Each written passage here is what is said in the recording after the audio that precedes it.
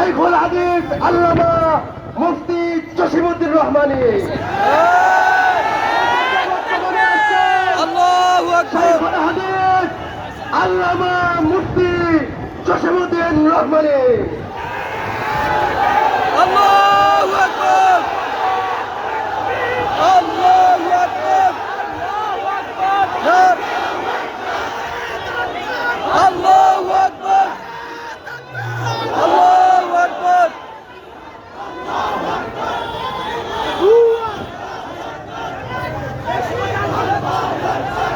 আসসালামু আলাইকুম ওয়া রাহমাতুল্লাহি ওয়া বারাকাতুহু। হামিদাও ওয়া মুসাল্লিয়াও ওয়া মুসাল্লিমা আল্লাহ সুবহানাহু ওয়া তাআলার মহান দরবারে শুকরিয়া জ্ঞাপন করছি, যিনি আমাদেরকে 2013 সালে তাওহীদি জনতার রক্তে রঞ্জিত শাপলা চত্বরে দাঁড়িয়ে আবারও সেই এক আসন্ন চক্রান্তের বিরুদ্ধে দাঁড়াবার জন্য তৌফিক ইনায়েত করেছেন। এজন্য বলি আলহামদুলিল্লাহ। শয়তান অনেক সময় সত্য কথা বলে।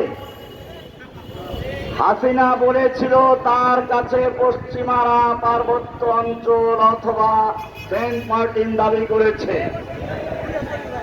2009 সাল পার্বত্য অঞ্চলের বিভিন্ন গোত্রের প্রতিনিধিরা আমার সঙ্গে হাতেমবাগ মসজিদ ধানমন্ডিতে দেখা করেছিল।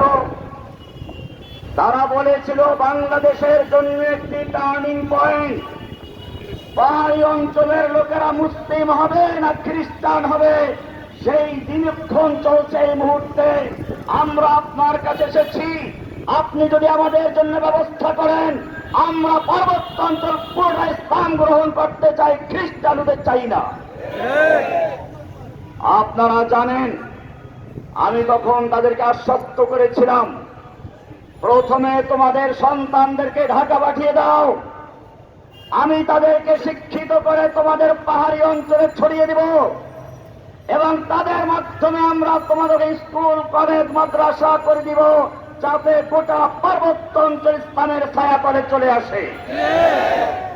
আপনারা জানেন সেই উদ্দেশ্যে যখন বান্দরবনে 200 পাহাড়ি অঞ্চলের বাচ্চাদেরকে জড়ো করা হয়েছিল, 50টা বাস ভাড়া করা হয়েছিল তাদেরকে ঢাকায় আনার জন্য, তখন দেশের এনজিও গুলো যারা পাহাড়ি অঞ্চলকে খ্রিস্টান বানাতে চায় তারা আমার নামে শিশু পাচারকারী অভিযোগ দিয়ে বিভিন্নভাবে মিডিয়াকে প্রভাবিত করে সারা দেশের পত্র পত্রিকায় প্রচার করলো জসিমউদ্দিন রহমানী শিশু পাচারকারী। আপনারা ইতিহাস হয়তো ভুলে গেছেন।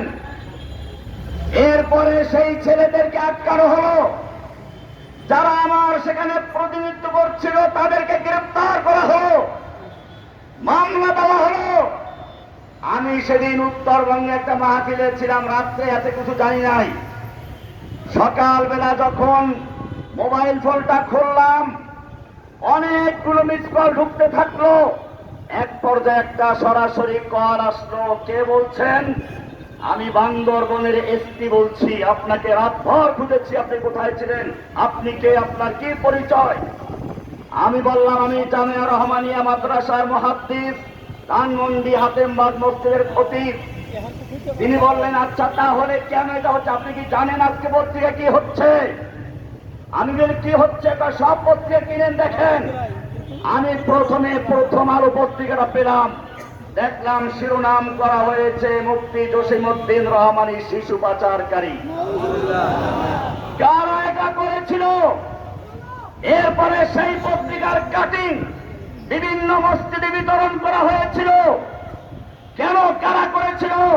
কারণ ওই সময় এনজিও গুলো বুঝতে পেরেছিল রহমানের এই অভিযান যদি বাস্তবায়ন হয়, পার্বত্য অঞ্চল আর 10 বছরের মধ্যে পুরো মুসলিম হয়ে যাবে, খ্রিস্টানদের রাস্তা থাকবে না।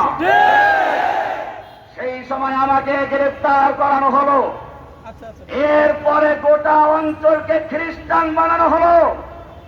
এখন সেই খ্রিস্টানরা আমাকে জানিয়েছে এখানে মুসলিম হলে পরে তাকে বিভিন্নভাবে নির্যাতন করা হয়, খ্রিস্টান হলে তাকে পুরস্কৃত করা হয়। এবারে আসুন আসল জায়গায়, কেন বাংলাদেশে মানবাধিকার কমিশনের প্রয়োজন হলো এখন? আপনারা জানেন বাংলাদেশের পার্বত্য অঞ্চলে যেরকম ভাবে খ্রিস্টান মিশনারিগুলো কাজ করতে করতে একটা পর্যায়ে চলে গেছে, খ্রিস্টান হয়েছে, এখন সময় এসেছে স্বতন্ত্র খ্রিস্টান রাজ্যের জন্য আন্দোলন শুরু করা, যুদ্ধ শুরু করা। আর সেই সময় বাংলাদেশের সেনাবাহিনী এবং তৌহিদি জনতা যাতে প্রতিরোধ করতে না পারে, তখন তাদের জন্য ঢাল হয়ে দাঁড়াবার জন্য মানবাধিকার কমিশনের প্রয়োজন বাংলাদেশে। যার জ্বলন্ত প্রমাণ পূর্ব তিমুর।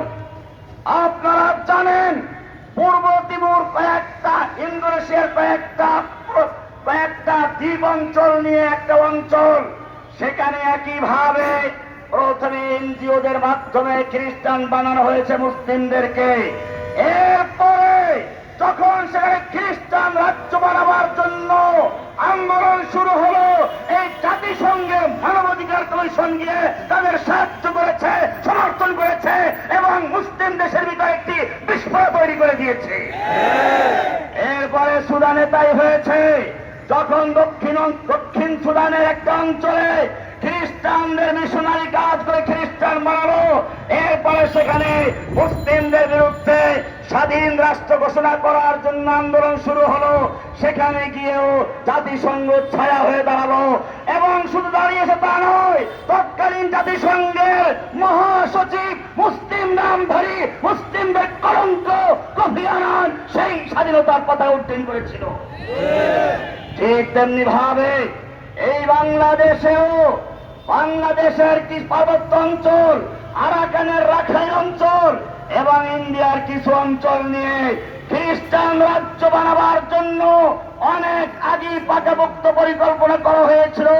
এই ব্যাপারে প্রথম মুখ খুলেছিলেন এরশাদ সাহেব, তিনি একটা বড় প্রবন্ধ লিখেছিলেন এই পার্বত্য অঞ্চল নিয়ে।